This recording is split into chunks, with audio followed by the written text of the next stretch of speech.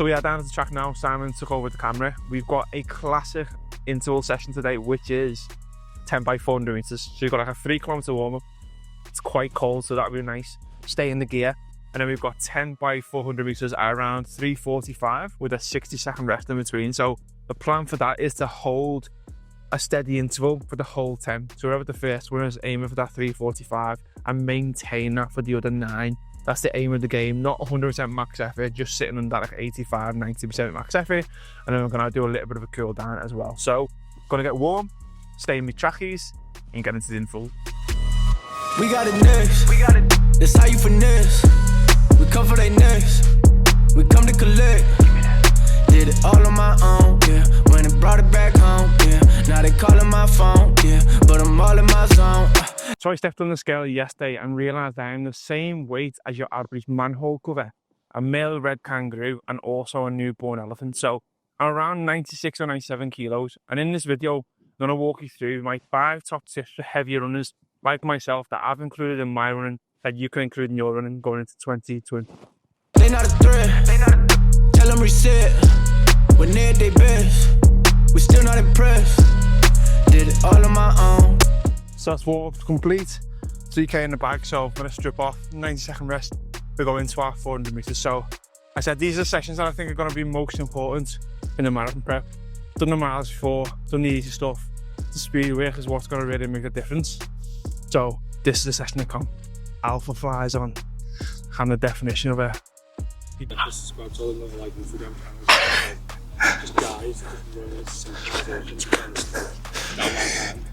and all black leggings. I'm just jealous. I'm not gonna lie, I'm just jealous. But they Mustache soon and the grow mullet, yeah.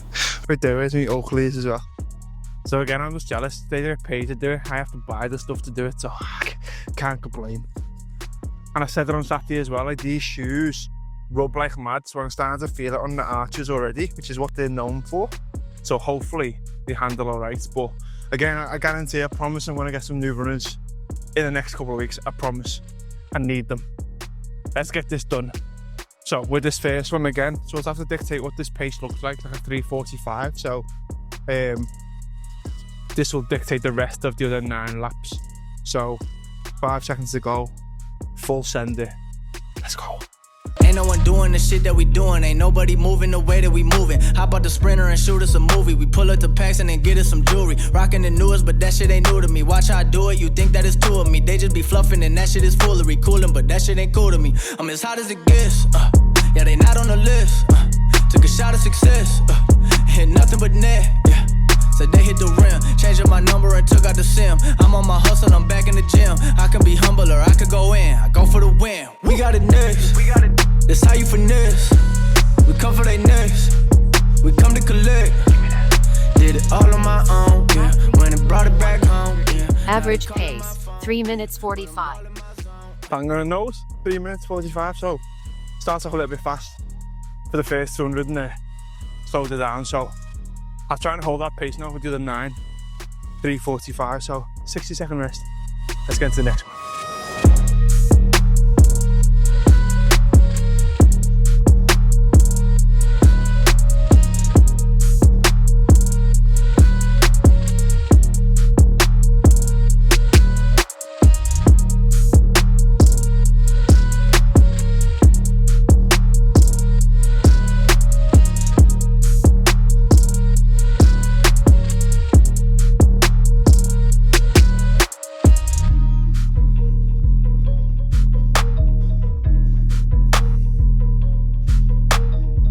Here we go.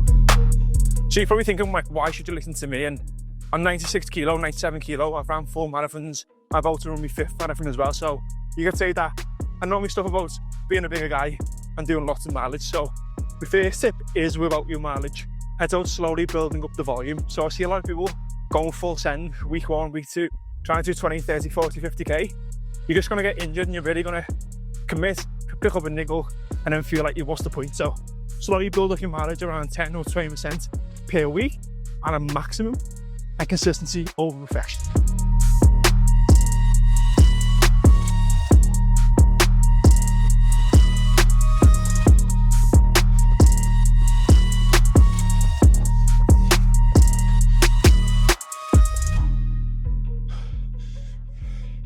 3 down, average pace 340. So again, holding it between 340, 350 is where I want to be.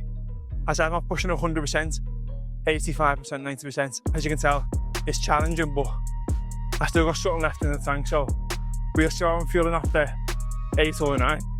Never mind after 3. So let's get the rest of this rest done, 30 seconds, and get into it. I'm as hot as it gets, yeah, they not on the list. Took a shot of success, hit nothing but net, yeah. Said they hit the rim, changing my number and took out the sim. I'm on my hustle, I'm back in the gym. I can be humble or I could go in, I go for the win. We got it next, that's how you finesse. Lab We come 9 for they updated next. Monday 28. We come to collect.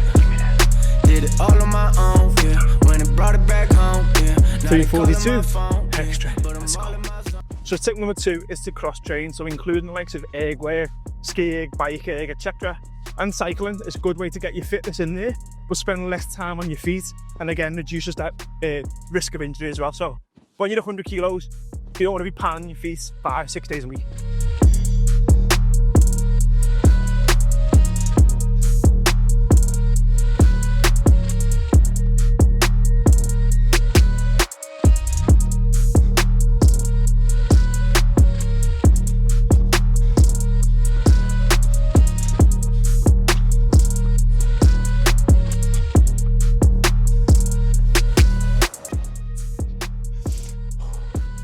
Bit of slower. Got 5 done, 5 to go. Again, these are the ones that matter. These are the ones that matter. Make it easier. So if I'm running my marathon pace, 5-minute Ks, if I get comfortable running 3:45, up here massively helps with knowing that you can run that pace. So in the past, I've always been like, oh, if I run too quick, I'm going to burn out. Whereas now, I can confidently say, even now, 5-minute K, I can hold. 5-minute K, I can hold. And now touching the 3:45s never used to be a case for me, whereas now, fucking attacking it. Let's go, number 6.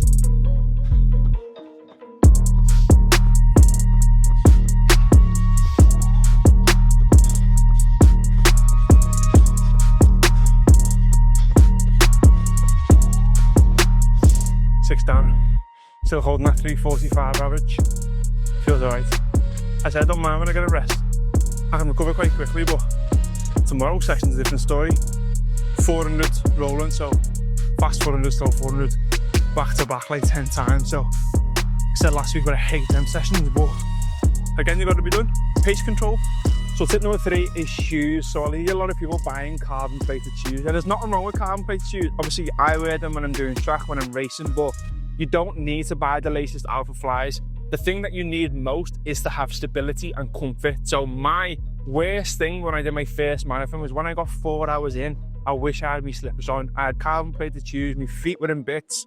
And when you're spending 4 hours, 4.5 hours on your feet, you don't want speed shoes, you want comfortable shoes. So find something that's nice and comfortable like these, pair of Hokas with a nice bounce, and that's gonna make you feel more confident and more comfortable when you run.